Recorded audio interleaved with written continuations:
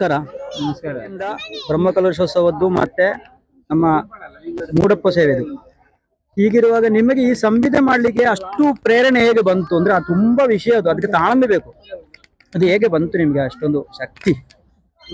ಅಂದ್ರೆ ನಾವು ವೈದಿಕದಲ್ಲಿ ಇದ್ದದ್ರಿಂದ ಯಾರಿಗೆ ಏನೇನು ಕೊಡಬೇಕು ಅಂತ ಅದು ನಮಗೆ ಗೊತ್ತಿರ್ತದೆ. ಆ ಪ್ರಕಾರ ಎಲ್ಲ ದೇವಾದಿ ದೇವತೆಗಳನ್ನು ಅನುಸರಿಸಿಕೊಂಡಿರುವಂತ ಆಯಾಯ ಸಮಿತಿಗಳು ಹೀಗೆ ಬೇಕು ಅಂತ ಹೇಳುವಂತದಕ್ಕೆ ಅವರು ಇಷ್ಟು ಕೊಟ್ಟಿದ್ರು, ಇಷ್ಟು ಬೇಕು ಇಂಥದ್ದು ಯಾರಿಗೂ ಗುರುತೇ ಇಲ್ಲ ಅದರದ್ದು. ಅದನ್ನೆಲ್ಲ ಗುರುತಪಡಿಸಿಕೊಂಡು ಬೇಕಾದ ರೀತಿಯಲ್ಲಿ ಮಾಡಿಕೊಂಡಿದ್ದೇವೆ. ಅದು ಎಷ್ಟೆಷ್ಟು ಸಾವಿರ, 1,000 2,000 ಅಲ್ಲ, ಒಂದು 8,000 ಆಯ್ತಾ, 6,000 3,000 ಹೀಗೆಲ್ಲ ಇತ್ತು. ಅದನ್ನೆಲ್ಲ ತಯಾರು ಮಾಡಿದ್ದೇವೆ. ಒಬ್ಬರಿಗೆ ಬೇಕಾಗಿ ಇರುವಂತದ್ದಲ್ಲ, ಎಲ್ಲ ಲೋಕಕ್ಕೆ ಅರ್ಪಣೆ ಆಗಿ ಇರುವಂತದ್ದು. ಅವರದಲ್ಲಿ ತುಂಬಾ ವೆರೈಟಿ ಉಂಟು. ಅದು ಎಲ್ಲಿಂದ ಸಿಗ್ತದೆ ಇದೆಲ್ಲ? ನಾವು ತಂದದ್ದೆಲ್ಲ ಕಾಡು ಹುಡುಕಿ ತಂದು ದೊಡ್ಡ ದೊಡ್ಡ ಗೆಲ್ಲನ್ನೇ ತಂದು ಸಿಗಿದು ಸೀಳು ಮಾಡಿ ಅದಕ್ಕೆ ಬೇಕಾದ ರೀತಿಯಲ್ಲಿ ಸಮಿತಿ ಎಷ್ಟು ಬೇಕು ಅದು ಪ್ರಮಾಣ ಉದ್ದ ಲೆಕ್ಕ ಉಂಟು. ಅದು 6 ಅಂಗುಲ ಉದ್ದ ಅಂತ ಉಂಟು. ಅದಕ್ಕೆ ಅನುಸರಿಸಿಕೊಂಡು ಎಲ್ಲವನ್ನು ಅದೇ ತರ ಒಂದೇ ತರ ಇರಬೇಕು. ಆ ಪ್ರಕಾರ ಇರುವಂತದಕ್ಕೆ ಆಯಾ ಮಂತ್ರ ಹೇಳಿ ಅದಕ್ಕೆ ಹಾಕುವಂಥದ್ದು.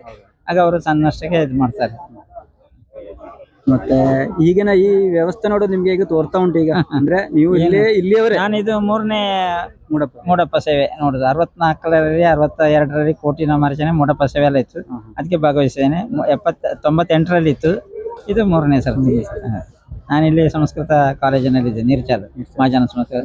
ಮೊದಲಿನವರು ಇವರ ಜಯದೇವ ಖಂಡಿಕೆಯವರ ತಂದೆಯವರು, ಅವರ ನಂತರ ಇವರು ಬಂದರು. ನಾವು ಸಹ ಇದ್ದೇವೆ, ನಾವು ಇಲ್ಲಿಯವರೇ ಅಲ್ವಾ. ಈಗ ನಿಮಗೆ ಇದರಲ್ಲಿ ಏನಾದ್ರು ಇದುಂಟಾ, ಏನು ಭಾಗವಹಿಸ್ಲಿಕ್ಕೆ ಏನಾದ್ರು ಉಂಟಾ ನಿಮಗೆ? ಉಂಟು, ಹೇಳಿದ್ದಾರೆ ಭಾಗವಹಿಸ್ಬೇಕು ಅಂತ. ಬರುವ ಸಮಯ ಇದ್ದಾಗ ಸೇರಿಸಿಕೊಡೋದು. ಮತ್ತೆ ನಾವು ಅದರ ಬಗ್ಗೆ ಏನು ತಗೊಳ್ಳಿಲ್ಲ. ಅದಕ್ಕೆ ಮೊತ್ತವಾಗಿ 1.5 ಲಕ್ಷ ಬೇಕು ಅಂತ ಹೇಳಿದ್ರು ಯಾರೋ ಒಬ್ಬರು. ನಾವು ಅದನ್ನು ತಗೊಳ್ಳಿಲ್ಲ. ನಮ್ಮ ಸೇರಿಕೊಂಡು ಗುರುಕೃಪದ ಒಂದು ಸೇವೆ ಅಲ್ವಾ? ಹಾಗೆ ಈಗ ನಿಮ್ಮ ಹರೀಶಣ್ಣ ನಿಮ್ದೆಂತಾದ್ರು ಉಂಟಾ ಈಗ ಈ ದೇವರಿಗೆ ಅಂತ ರಂಗೋಲಿ ಯಾರಾದ್ರೂ ಮಾಡ್ಲಿಕ್ಕೆ ಉಂಟಾ? ಮಾಡ್ಬೇಕು ಅಂತ ಆಸೆ ಉಂಟು, ಸೇವೆ ಮಾಡ್ಲಿಕ್ಕೆ ಆಸೆ ಉಂಟು. ಸ್ಥಳಾವಕಾಶ ಹೇಗುಂಟು ನೋಡಿಕೊಂಡು, ಆಮೇಲೆ ವ್ಯವಸ್ಥೆಗಳು ಹೇಗುಂಟು ನೋಡಿಕೊಂಡು ಇದ್ದಾಗ ಸಮಯ ಸಿಕ್ಕಿತ್ತು ಅಂತ ಆದ್ರೆ ಸೇವೆ ಮಾಡ್ಲಿಕ್ಕೆ ಖಂಡಿತ ಅದು ಬೇಕು. ಅಂದ್ರೆ ಅದು ಅದ್ಭುತವಾಗಿರುವಂತಹ ನಿಮ್ಮ ದೃಶ್ಯಗಳು ಕೆಲವು ಕಡೆ ನೋಡ್ತಾ ಇದ್ದೇವೆ ನಾವೀಗ. ನೋಡುವಾಗ ಒಂದೊಂದು ಕಡೆಯಲ್ಲಿ ಮೈ ದುಮ್ಮಾಗ್ತದೆ.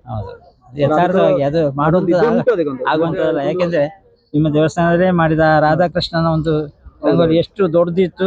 ಅದು ಮೇಲಿಂದ ಆ ಕಣ್ಣು ಸಮೇತ ತೆರೆದು ನೋಡುವಂತ, ಅದು ಕೆಳಗೆ ಬರುವಾಗ ಅದು ಸಪುರ ತೋರ ಆಗ್ಬಾರ್ದಲ್ಲ, ಅದು ಪ್ರಮಾಣ ಪ್ರಕಾರ ಉಂಟು.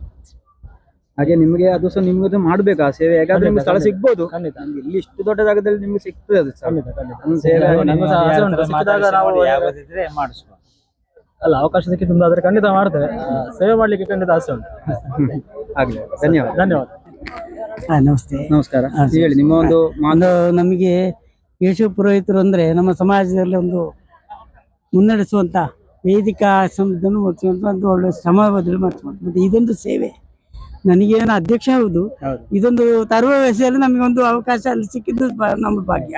ಮತ್ತೊಂದು ಹಲವು ಮಕ್ಕಳನ್ನು ನಮ್ಮ ಎಲ್ಲ ಒಂದು ನಮ್ಮ ಧರ್ಮಕ್ಕೆ ಧಾರ್ಮಿಕ ಪ್ರಜ್ಞೆಯನ್ನು ಉಳಿಸೋದ್ರ ಮೂಲಕ ಅವರವರ ಮನೆಯಲ್ಲಿ ವ್ಯವಸ್ಥೆ ರೀತಿಯಲ್ಲಿ ಆ ಮಂತ್ರ ಜಪ ಯಾವುದಿದೆ ಅದನ್ನ ನಮ್ಮ ಸಂಸ್ಕಾರದತ್ತ ಕೊಂಡೊಯ್ಯುವಲ್ಲಿಯೂ ಎಲ್ಲ ಮನೆಯನ್ನು ಒಳ್ಳೆಯ ರೀತಿಯಲ್ಲಿ ತರುವಲ್ಲಿಯೂ ಕೂಡ ತುಂಬಾ ಶ್ರಮ ವಹಿಸಿದ್ದಾರೆ.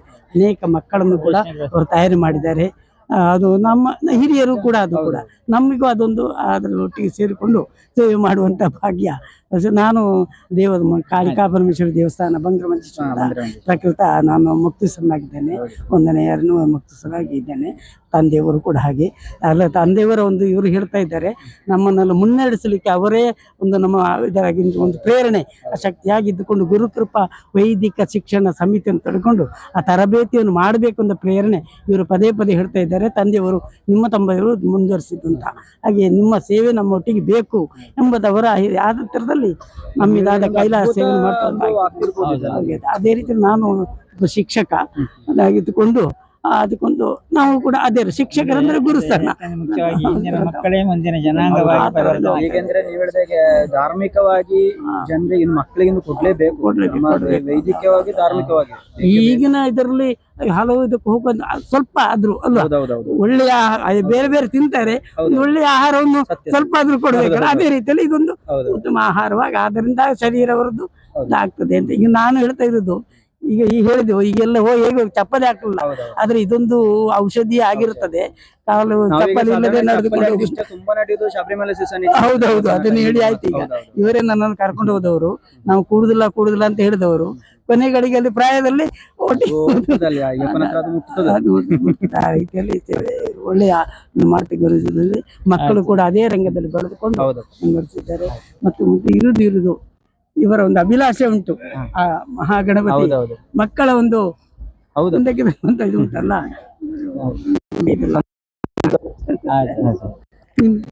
ನಾನು ಶ್ರೀನಿವಾಸ್ ನಾಯ್ಕ.